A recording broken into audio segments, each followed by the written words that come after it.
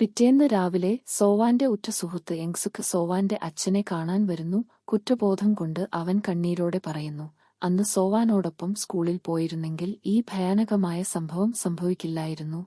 അവൻ അനിയന്ത്രിതമായി കരയാൻ തുടങ്ങുന്നു. സോവാന്റെ അച്ഛൻ അവനെ സൗമ്യമായി ആശ്വസിപ്പിക്കുന്നു, അത് അവന്റെ തെറ്റില്ലെന്നും അവൻ കുറ്റപ്പെടുത്തേണ്ടതില്ലെന്നും.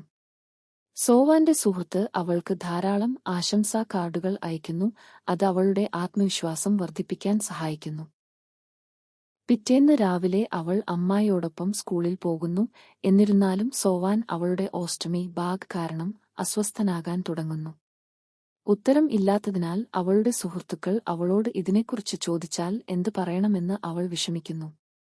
മാത്രമല്ല, അവളുടെ കൂട്ടുകാർ തന്നെ വിചിത്രമായി നോക്കുന്നത് അവൾ ശ്രദ്ധിക്കുന്നു, അത് അവൾക്ക് കൂടുതൽ അസ്വസ്ഥത ഉണ്ടാക്കുന്നു.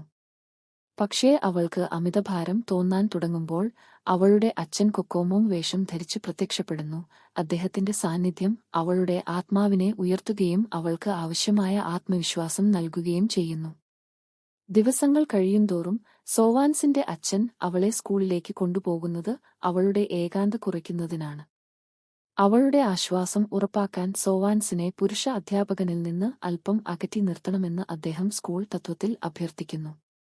സോവാൻസിന്റെ ഉത്കണ്ഠ കൂടുതൽ ലഘൂകരിക്കാൻ അവളുടെ അച്ഛൻ അവൾക്ക് ഒരു വേസ്റ്റ് ബാഗ് വാങ്ങി അതിൽ ചോക്ലേറ്റുകൾ നിറയ്ക്കുന്നു. അങ്ങനെ അവളുടെ സുഹൃത്തുക്കൾ അവളോട് ബാഗിനെക്കുറിച്ച് ചോദിക്കുമ്പോൾ അത് ട്രീറ്റുകൾ കൊണ്ട് നിറഞ്ഞിരിക്കുന്നുവെന്ന് അവൾക്ക് ആത്മവിശ്വാസത്തോടെ പറയാൻ കഴിയും. സോവാന്റെ അച്ഛൻ അവൾക്ക് ഒരിക്കലും നാണക്കേടോ സ്ഥലക്കുറവോ തോന്നാതിരിക്കാൻ പരമാവധി ശ്രമിക്കുന്നു.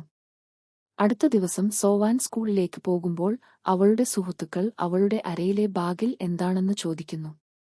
സോവാൻ ആത്മവിശ്വാസത്തോടെ ചോക്ലേറ്റ് ഉണ്ടെന്ന് പറയുന്നു. അവൾ കുറച്ച് ചോക്ലേറ്റ് എടുത്ത് അത് കൂട്ടുകാരുമായി പങ്കുവച്ച് യങ്സുക്കിനൊപ്പം സ്കൂളിലേക്ക് പോകുന്നു. യാത്രയിലുടനീളം സോവാൻ അച്ഛൻ ഇപ്പോഴും കൊക്കോമോങ് വേഷത്തിലാണ് അവളെ രസിപ്പിക്കുകയും അവളുടെ സുഹൃത്ത് അവളോടൊപ്പമുണ്ടെന്ന് ഉറപ്പു നൽകുകയും ചെയ്യുന്നു. എന്നിരുന്നാലും തന്റെ അച്ഛൻ വസ്ത്രത്തിനുള്ളിൽ ഉണ്ടെന്ന് സോവാൻ പെട്ടെന്ന് മനസ്സിലാക്കുന്നു. അവൾ പലതവണ കൊക്കോമോങ്ങിനോട് സംസാരിക്കാൻ ശ്രമിക്കുന്നു, പക്ഷേ വസ്ത്രം പ്രതികരിക്കുന്നില്ല.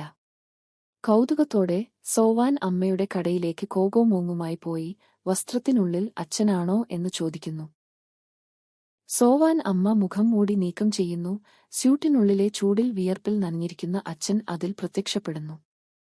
തന്റെ അച്ഛന്റെ